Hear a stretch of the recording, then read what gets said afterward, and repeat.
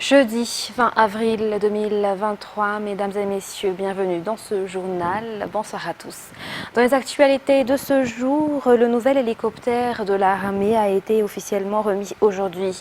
Un hélicoptère Airbus H130 qui servira à de nombreuses missions de l'armée. Cela dans l'optique de redorer le blason de l'armée. Les détails avec Judika Ranjanirine et Andra Zanjaibé. L'armée de l'air a reçu un hélicoptère de plus ce jour pour étoffer sa flotte. Le nouvel Airbus H130 peut accueillir 7 personnes et transporter une charge de 880 kg. Il est capable d'effectuer diverses missions comme le transport de malades, les secours en cas de catastrophe ou la lutte contre les incendies de forêt en plus du transport des militaires. Quelques jours après avoir été lancé, l'appareil est arrivé à Ivatu. L'armée de l'air n'était plus qu'un an vidé de son sens aujourd'hui, mais actuellement c'est un corps opérationnel et maîtrisant les appareils à sa disposition. Grâce aux efforts du pouvoir actuel, l'armée a reçu 5 Cessna, des parachutes à ouverture automatique et maintenant cet hélicoptère H130 en plus des 2 autres hélicoptères B2 déjà en activité. Outre la remise de ce nouvel hélicoptère pour l'armée malagasy, une cérémonie d'adieu aux armes a été tenue aujourd'hui pour le général Hassan Ali Saifoudine qui part à la retraite. La passation de commandement entre cet ancien commandant de la zone de défense et de sécurité ICOUP et le nouveau commandant de ce détachement militaire, le général Ratsise Charivou Razaf, s'est tenue dans la foulée.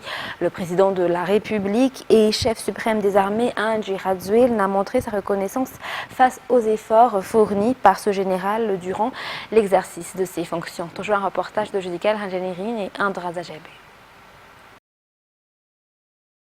Selon le décret pris en Conseil des ministres le 22 mars 2023, nommant le nouveau commandant de la zone de défense et de sécurité ICOUP ou ZDS, le général Razafi Andjianavoani Rasechari-Nariv remplace le général Hassan Ali Saifoudine qui part à la retraite. La cérémonie de passation de commandement s'est tenue aujourd'hui au camp général Ismaël Mounibou. Durant cette cérémonie militaire, le président de la République, Andry Rajoelina, chef suprême de l'armée, a rappelé les devoirs qui attendent ce détachement militaire, ZDS ICOUP, dans la réalisation du premier Velrand sur la mise en place de la sécurité et la paix à Antananarivo, qui est la zone de circonscription de la ZDS ICOUP. Dans la foulée, l'adieu aux armes de ce général retraité Hassan Ali Saifoudine a été effectué aujourd'hui. Ce général a accompli de bons et loyaux services au sein de l'armée malagasy et pour le pays. Parmi les plus marquants est sa maîtrise en matière de parachutisme et surtout sa démonstration durant le défilé du 26 juin 2019 à Mamassen. Le président de la République a été particulièrement reconnaissant face aux réalisations de général Saifoudine, notamment de ses efforts fournis au sein de l'armée malagasy et pour le pays. La détermination de ce général est un exemple pour l'armée malagasy, selon Andry Rajoelina. Général Saifoudine a été d'active au sein de l'armée malagasy durant 36 ans. Il appartenait à la 19e promotion de l'académie militaire.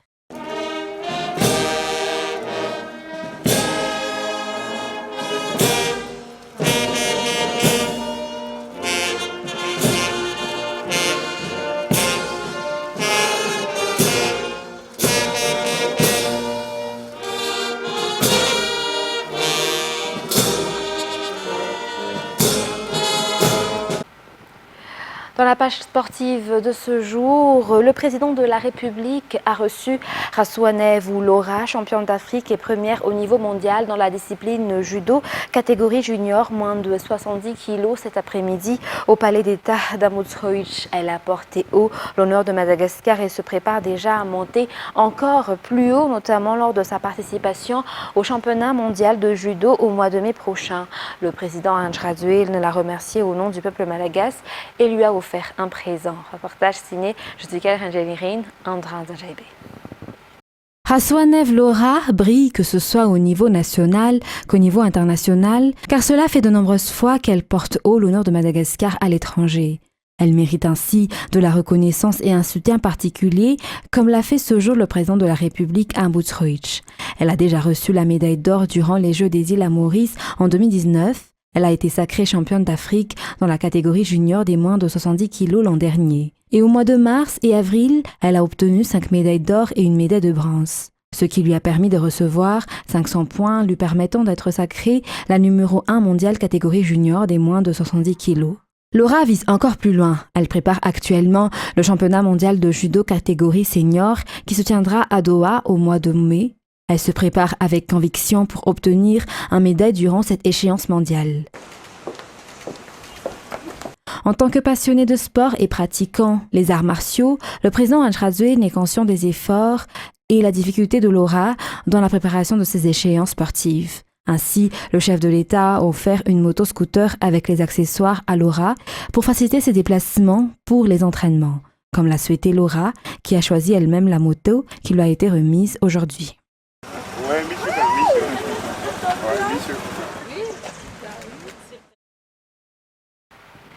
Sensei René Ramachandranasana sera à Madagascar pour partager son expérience et former les karatékas malagasy.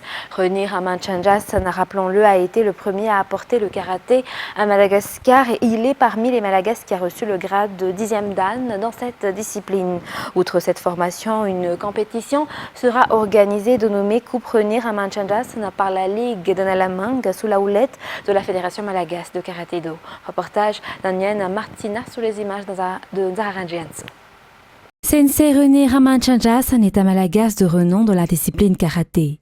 Il a actuellement 86 ans et au mois de juin 2022, il a reçu le grade suprême de karaté, ceinture noire 10e dan. Il sera dans le pays le 25 avril prochain. Il apportera son savoir-faire dans la discipline karaté aux combattants malagasy en les formant et en partageant ses expériences selon les explications.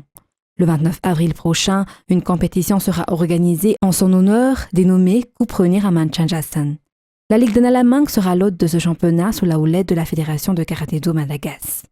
Les karatékas venant de l'étranger participeront également à ce championnat selon les explications.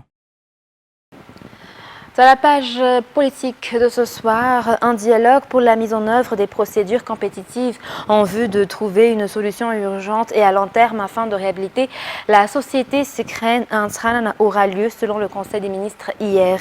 La participation de Madagascar au sommet des présidents et chefs des gouvernements membres du COMESA 22e édition le 8 juin 2023 à Lusaka, Zambie, a été également évoquée. Par ailleurs, en ce qui concerne la nomination des hauts fonctionnaires, Arla Latino Roberto Michael a été nommé consul général de Madagascar à La Réunion. Oubrassaman nous en dit plus. Le Conseil des ministres a approuvé l'organisation d'un dialogue sur la mise en œuvre des procédures compétitives pour trouver une solution urgente et à long terme afin de réhabiliter la société Sekren à Antsiranen. En octobre 2022, un appel a été lancé par le ministère de l'Industrie à l'adresse des grandes entreprises avec un plan stratégique et de réhabilitation de la société Sekren visant à trouver des partenaires techniques et technologiques pour la réhabilitation et la modernisation des outils de production, la promotion et l'extension des activités de la Sekren pour assurer le développement économique de la région de Diana. Le renouvellement de la société Sekren pour remettre en évidence son savoir-faire et sa notoriété à Madagascar et sur la scène internationale. 3 grandes sociétés ont déjà répondu à l'appel. Il se poursuivra donc à travers ce dialogue à laquelle participe le ministère de l'Économie et des Finances, les actionnaires de la société Sekren, les membres du gouvernement et les acteurs du secteur privé. La participation de Madagascar au sommet des présidents et chefs des gouvernements, membres du COMESA, Marché commun de l'Afrique orientale et australe, 22e édition, le 8 juin 2023 à Lusaka, Zambie, où le président Anjradouane conduira la délégation malagasy, a également été décidé lors du Conseil des ministres. Ce sommet est précédé de la réunion des ministres des Affaires étrangères, des pays membres du COMESA, ainsi qu'une réunion des opérateurs économiques au sein du COMESA le 7 juin 2023. Le décret portant la nomination de Tinka Roberto Michael comme consul général de Madagascar à La Réunion a été également adopté. Ce dernier, qui a occupé de nombreuses fonctions dans le pays, tant dans le domaine politique qu'au sein de l'exécutif avant sa nomination comme consul à La Réunion. Tinka Roberto a été le maire de Sakara ainsi que député élu dans ce district. Il a également occupé auparavant le poste de ministre de la Jeunesse et des Sports et ministre des Transports et de la Météorologie. Dans les informations de ce jour également, nombreuses étapes sont requises pour mettre en place une presse en ligne, souligne la présidente de l'Ordre des journalistes malgaches. Par ailleurs, la liste des journalistes qui auront une carte presse pour la 3e vague sera publiée mi-mai prochain. 100 dossiers de candidature ont été reçus. Reportage de Ruth Christelle Ragous-Malal et Yves Janel. De nombreuses presses sont ouvertes aujourd'hui sur les réseaux sociaux, particulièrement sur Facebook. La mise en place d'une presse en ligne est régie par la loi, souligne Monica Rasouloirsan, présidente de l'OJM ou Ordre des journalistes malgaches.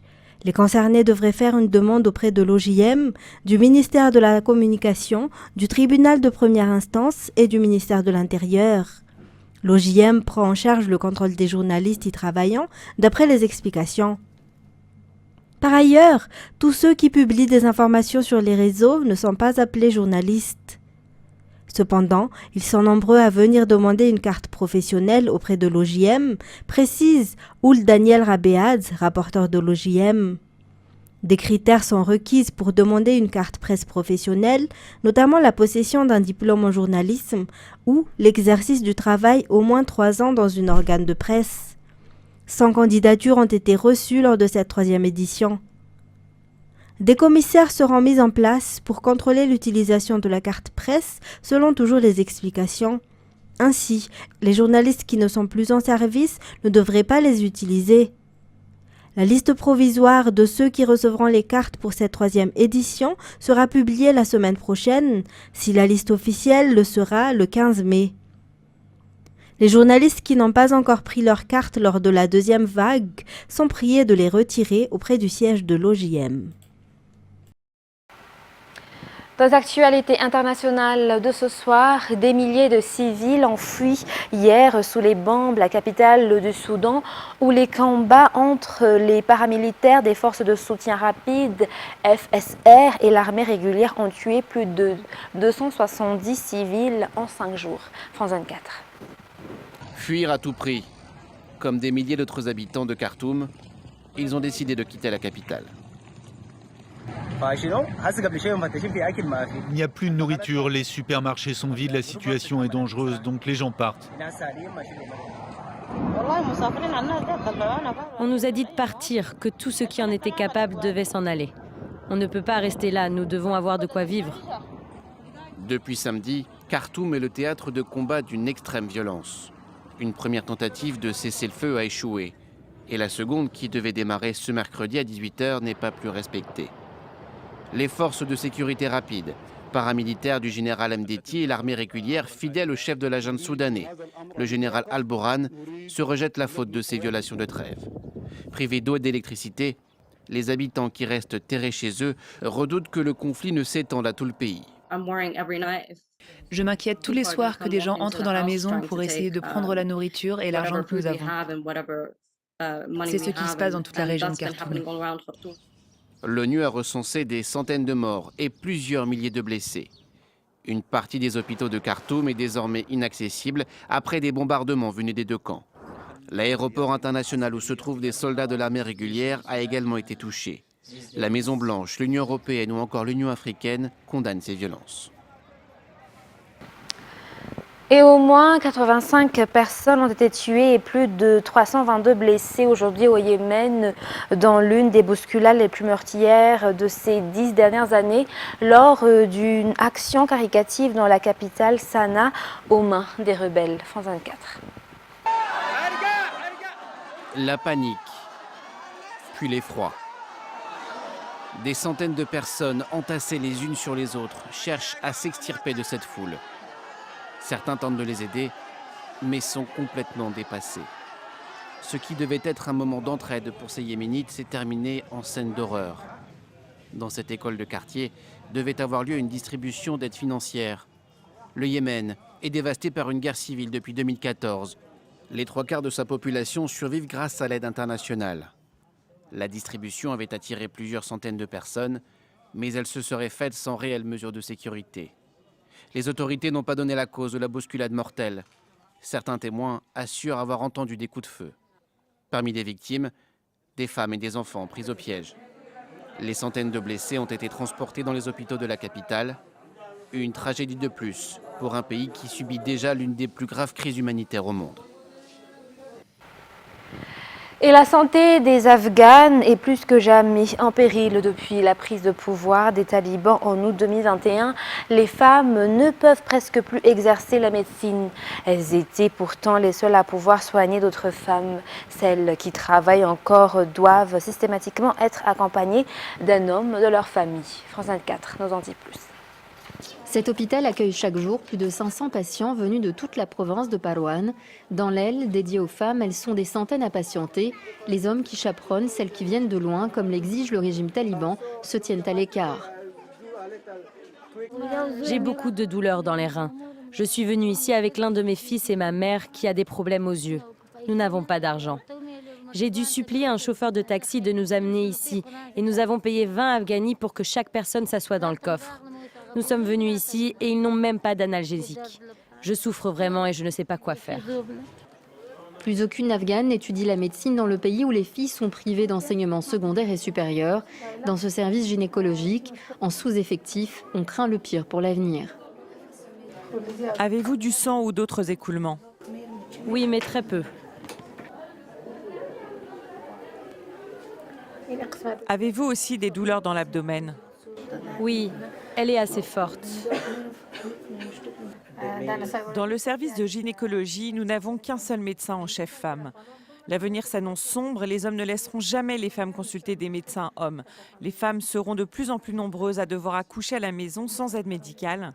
Aujourd'hui encore, les hommes amènent difficilement leurs femmes à l'hôpital. Le taux de mortalité maternelle sera plus élevé. Et l'Afghanistan a déjà l'un des taux de mortalité maternelle les plus élevés au monde, avec 638 décès pour 100 000 naissances. Cloîtrées chez elles, les anciennes étudiantes en médecine comme Leila sont désespérées. Avant, je voulais être médecin pour aider mon peuple. Maintenant, je ne sais pas quoi faire.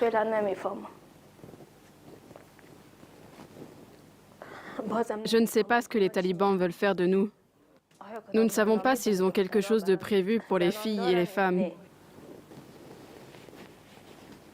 Privées d'éducation, exclues du monde du travail, sauf exception, forcées d'être accompagnées par un chaperon masculin dans leurs déplacements, les femmes sont plus vulnérables que jamais en Afghanistan. Mesdames et messieurs, c'est la fin de ce journal. Nous vous remercions de votre attention sur ce très bon suite de programme et très bonne soirée à tous. Au revoir.